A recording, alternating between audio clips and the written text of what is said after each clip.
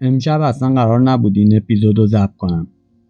یعنی راستش رو بخوای حال روحیم جوری نبود که بتونم پشت میکروفون بشینم و جوری حرف بزنم که انگار همه چیز ردیفه و هیچ مشکلی نیست.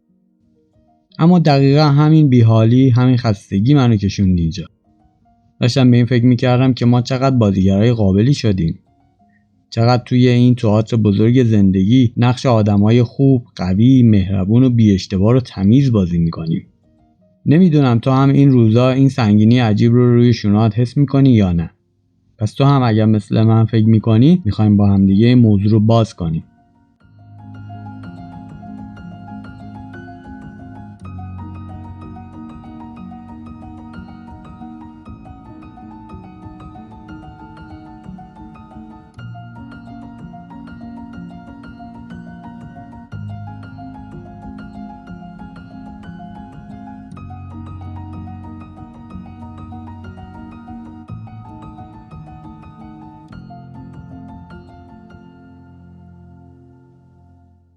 شاید ماها یا شاید سالها یه رفتاری، یه توهینی یا یه بی‌معرفتی بزرگ رو تحمل کنی و هیچی نگی. لبخند بزنی، بغضت رو قورت بدی فقط به خاطر اینکه تهش بقیه بگن دمت گرم. تو صبوری. چقدر تو بزرگواری. چقدر تو آدم مهربونی هستی. امروز نمیخوام برات کتاب روانشناسی رو کنم. نمیخوام مثل این مدرسای موفقیت صدام رو بندازم توی گلوم و با یه لحن حق به جانب بگم خودت باش. نه، بیا تعارفو بذاریم کنار. بدون پرده صحبت کنیم. بیا فرض کنیم ساعت 2 نصف شب توی اتوبان با هم دیگه داریم یه مسیری رو میریم، با هم دیگه صحبت میکنیم. میخوام راجع به این صحبت کنم که چرا همه ما با هر جنسیت، هر سن و سال و هر طرز تفکری یه اعتیاد مشترک داریم. اعتیاد به ثابت کردن این که ما خوبیم. اول از همه بیا خطکش بذاریم ببینیم کجای کاریم. این حس من باید ثابت کنم خوبم توی زندگی روزمره چجوری خودش رو نشون میده. مثلا تو هم از اونایی هستی که وقتی توی رانندگی یه ماشین دیگه میپیچه جلوت، با اینکه مقصر 100% خودشه، تو ته دلت هول میشی، دست و پات رو گم میکنی، بوق نمیزنی، چراغ هم نمیزنی که یه وقت راننده بغل دستیت فکر نکنه تو هم آدم بی فرهنگ، عصبی یا بدجنسی هستی. حتی یه وقتایی از حق خودت میگذری فقط برای اینکه تصویر اون شهروند نمونه و با کلاس توی ذهن 4 تا غریبه که اصلاً قرار نیست دوباره تو زندگی ببینیشون خراب نشه. شاید هم از اونایی هستی که توی رابطه اصلاً کلمه نه توی لغتنامت وجود نداره. رفیقت ساعت 12 شب زنگ میزنه میگه پاشو بیا فلانجا کارم گیره، باید با هم حرف بزنیم. تو بدنت داره از خستگی تحلیل میره. فردا صبح زود هم جلسه کاری داری، اما اون گفتگوی ذهنی شروع میشه. اگه نرم پشت سرم چی میگه؟ لابد میگه چقدر بی‌معرفته، چقدر خودخواهه، بذار برم که ثابت کنم رفیق پایه‌ایم. و میری با بدنی خسته و روی منقبض فقط برای اینکه امتیاز خوب بودن رو ازش بگیری، ولی ته دلت پر از خشم و خستگیه. یا شاید از این هم فراتر میره. توی فضای مجازی مدام داری تصویری از کتابایی که میخونی، پادکستایی که گوش میدی، کافه‌های دنجی که میری یا کارهایی که دوست داری بکنی یا کمک به بقیه میذاری. نه واسه اینکه خودنمایی کنی، نه. من میدونم نیتت بد نیست. تو فقط تشنه اینی که بقیه برات بنویسن چقدر تو با احساسی، چقدر دنیا به آدمایی مثل تو نیاز داره. تو با این کامنت ها زنده میمونی. این کامنت ها مثل اکسیژن میمونن برای روحت. روانشناسی یه اسم شیک و دهن پر کن برای این بیماری گذاشته، اما من بهش میگم باج عاطفی دادن به دنیا. ما داریم به زمین و زمان، به رفیق، به همکار، به شریک عاطفی و شاید به غریبه‌های توی خیابون هم باج میدیم تا مبادا حتی برای یک ثانیه کسی فکر کنه ما معمولیم، خسته، مغرور یا اصلا یه وقته بدجنسیم. ما بازیگر این تئاتر شدیم. خب بذار یه اعتراف تلخ اما واقعی و بدون سانسور از زندگی خودم برات بکنم. یه داستانی هنوز وقتی بعد از این همه سال بهش فکر میکنم ته گلوم تلخ میشه و ناراحت میشم. چند سال پیش یکی از دوستای قدیمیم که خیلی هم برام عزیز بود وارد یه مسیر کاری اشتباه و پرریسک شد. یه روز اومد سراغم، به چشمام نگاه کرد و از من خواست که براش یه پول سنگینی به عنوان قرض جور کنم. من اون زمان خودم زیر بار قرض بودم. اوضاع مالیم هم خیلی تعریفی نداشت. 2 تا 4 تا میکردم میدیدم این کار رو بکنم خودم و زندگیم رسما نابود میشیم. عقلم میگفت بگو نه. منطق میگفت اردشیر دستت خالیه، تعارف چیه؟ باش رو راست باش، اونم دوستته، میفهمه بالاخره. اما غول درون من بیدار شد، همون غولی که سالها توی گوشم زمزمه میکنه. اردشیر تو باید برای همه ناجی باشی. تو باید اون رفیق بی‌نظیر و با معرفتی باشی که هیچ وقت تحت هیچ شرایطی دست رد به سینه کسی نمیزنه. اگه بگی نه، میگه چقدر خسیس و بی‌معرفته. باورت نمیشه. من نه تنها بهش نگفتم نه دستم خالیه، بلکه رفتم از یه نفر دیگه با اصرار پول قرض کردم و اون پول رو دادم بهش. فقط برای اینکه قاب اردشیر با مرام و همه چی تموم توی ذهن اون رفیقم نشکنه. آخرش چی شد؟ مشخصه. اون رفیقم پول رو باخت. کارش نگرفت. دیگه نتونست جواب تلفن‌های منو بده. من موندم و یه کوه قرض و از اون بدتر یه کوه خشم و کینه نسبت به اون آدم. من از اون آدم عصبانی بودم، اما حقیقت این بود که باید از خودم عصبانی می بودم. اون بیچاره فقط از من کمک خواسته بود. این من بودم که به خاطر خودخواهی خودم، به خاطر اینکه به خودم ثابت کنم چقدر آدم با معرفت و خوبیم، زندگیمو انداختم لبه پرتگاه. من قربانی نقاب خودم شدم. یه مثال دیگه از خودم بخوام بگم، همین پادکست رادیو فهمه. اوایل که این کارو شروع کرده بودم، اگه یکی میومد زیر پست‌ها یا توی دایرکت برام مینوشت اردشیر این تیکه حرفت اصلا درست نبود یا خیلی سطحی بود یا بات موافق نیستم، من رسما 3 روز افسردگی میگرفتم. می‌نشستم توی ذهنم اون آدمو محاکمه میکردم.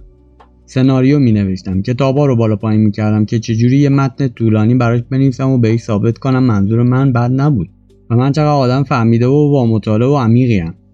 انقدر می‌جنگیدم تا اون آدم رو راضی کنم که بگه ببخشید من اشتباه کردم، تو خیلی خوبی.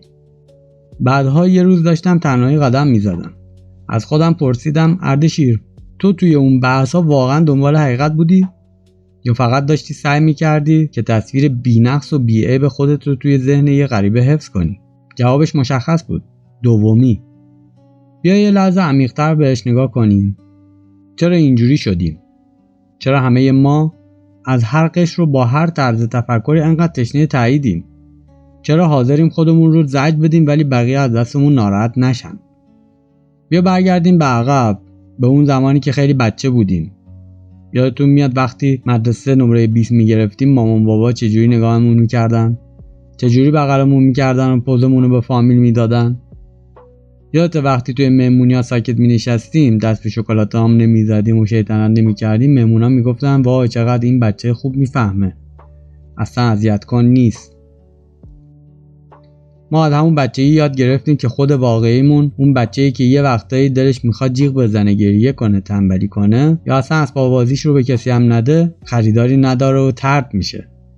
اومدیم یه نقاب آدم خوبه ساختیم و چسبوندیم روی صورتمون. الان سالها گذشته، ما بزرگ شدیم، ریشه سیبیل در آوردیم، دانشگاه رفتیم، شاغل شدیم، اما اون بچه ترسیده 7 ساله هنوز داره توی وجودمون زندگی میکنه. اون هنوز فکر میکنه اگه بقیه بفهمن ما یه جایی کم آوردیم و یه جایی بلد نیستیم یا یه اشتباهی کردیم و جایی که خواستیم خودمون باشیم، قرار ما رو از قبیله بیرون کنن. قرار تنها بمونیم. این کمالگرایی، این تاییدخواهی، این سعی کردن برای عالی بودن همش از یه ریشه واحد میاد. ترس از تنهایی. ما اینقدر میدویم تا ثابت کنیم خوبیم. چون ته دلهره‌های شبامون فکر میکنیم اگه معمولی و ناقص باشیم هیچ کس توی این دنیا ما رو دوست نداره. توی قسمت‌های دیگه رادیو فهم راجع به این کودک درون صحبت کردیم. میخوام یه تفکر عمیق رو بذارم وسط این پادکست. یه پارادوکس عجیب که خودم وقتی توی کتابا و لابلای تجربه شخصی کشفش کردم، انگار یه سطل آب یخ ریختن روی سرم و از خواب بیدارم کردن. فکر میکنی وقتی اینقدر تلاش میکنی برای همه خوب و بی‌نقص باشی، نتیجهش چی میشه؟ آدما بیشتر عاشقت میشن؟ روابطت پایدارتر میشه؟ اتفاقا برعکس.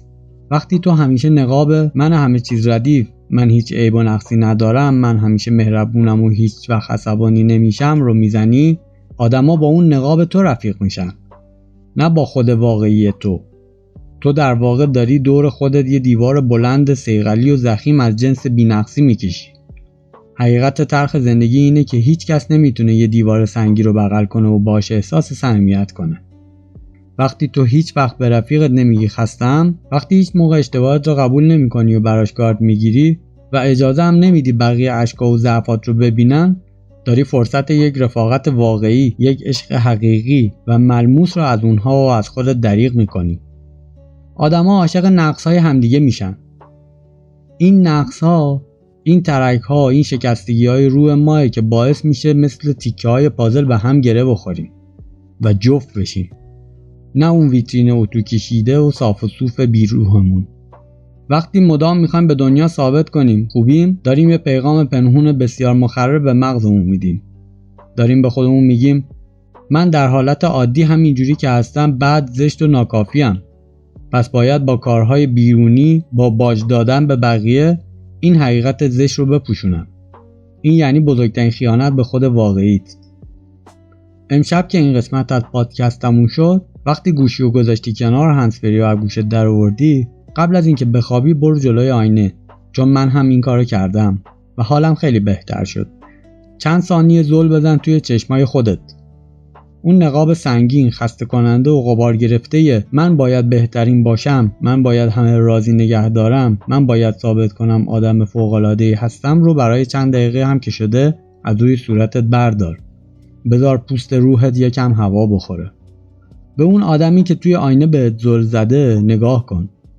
با تمام خستگی‌های زیر چشاش، با تمام سوتی‌هایی که تو زندگی داده، با تمام تصمیم‌های اشتباهش، با اون بخشای از وجودش که هیچ وقت توی اینستاگرام یا جلوی بقیه نشون نمیده و ازشون خجالت میکشه نگاش کن و با همین لحن صمیمی بهش بگو ببین، تو نیازی نداری به این دنیا ثابت کنی که خوبی. تو نیازی به مدال تایید این و اون نداری. تو همین جوری که هستی، با همین نقص‌ها، با همین ترک‌ها و اشتباهاتت ارزشمندی و معرکه‌ای. تو حق داری یه وقتایی کم بیاری. حق داری یه وقتایی به بقیه محکم بگی نه. حق داری کامل نباشی. چون تو یک انسانی، نه یک مجسمه تراشیده. دیکتاتوری تایید دیگران رو توی مغزت خاموش کن. آرامش واقعی زندگی از اون روزی شروع میشه که بپذیری تو یک انسان معمولی هستی که اومده روی این زمین تا زندگی کنه، لمس کنه، اشتباه کنه، زمین بخوره و یاد بگیره. نه اینکه تبدیل بشه به یک بت بی‌نقص اخلاقی برای خوشی و تشویق بقیه. خب داریم به آخرای پادکست میرسیم. دوست دارم این جمله رو بهت بگم که بند کفشاتو شل کن. چایت رو با خیال راحت و بدون فکر کردن به فردا سر بکش و امشب بدون استرس این که فردا باید چجوری دنیا رو از خودت راضی نگه داری، سرت رو بذار روی بالشت. تو همین الانش هم بدون هیچ تایید، کامنت و مدالی به اندازه کافی برای این دنیا بس و ارزشمندی.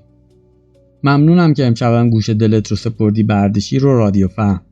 مراقب خود واقعی، ناقص ولی بی‌نظیرت باش. تا قسمت بعد، خدا نگهدار.